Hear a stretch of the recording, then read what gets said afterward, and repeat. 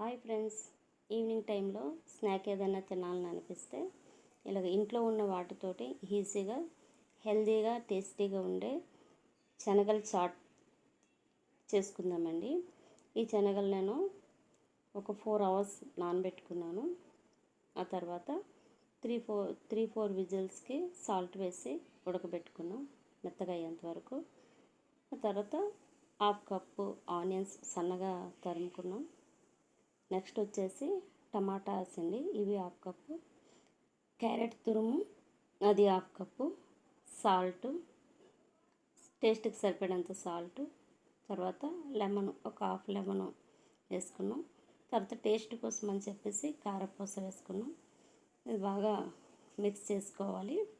అంతేనండి, ఎంతో హెల్తీగా టేస్టీగా ఉండే చాటు, శనగల చాటు పిల్లలు పెద్దలు ఎవరైనా తినొచ్చు.